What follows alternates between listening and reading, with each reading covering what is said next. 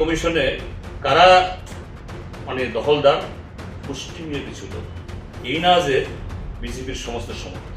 কাজে মানুষ আজকে ক্ষুব্ধ, চারিদিকে প্রতিদিন স্বতঃস্ফূর্তভাবে রাস্তা রক্ষক এই নানা ধরনের হচ্ছে, এগুলোকে কিভাবে আমরা সংগঠক রাখতে পারবো এবং সমস্ত আলোচনা শেষে সেখানে 60 জনের এই নতুন কমিটি নির্বাচিত হয়েছে অবস্থা স্থানে।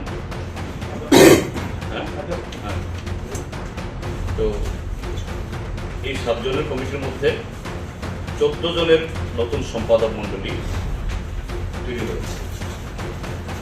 আর আমাদের যে সর্বভারতীয় সম্মেলন হবে আগামী এপ্রিলে, সেই সম্মেলনের জন্য 40 জন প্রতিনিধি, 2 জন অবজারভার দর্শক নির্বাচিত হয়েছে। তো এই হলো মোটামুটিভাবে, বাকি প্রস্তাব ইত্যাদি আরও অন্য দিক।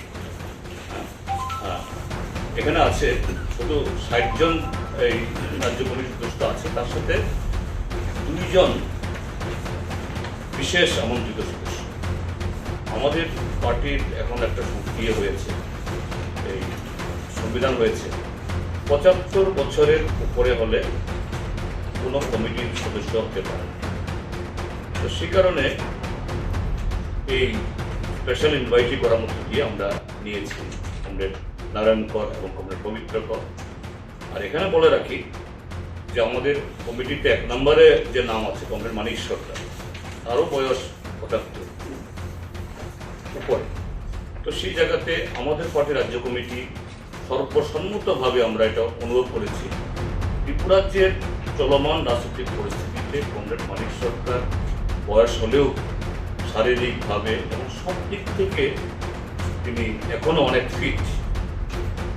কাজেই তার সার্ভিস এটা প্রয়োজন। তিনি বলছেন না আমাকে দরকার না, যেহেতু এই কনস্টিটিউশন হয়েছিল, আমরাই বলেছি যে না,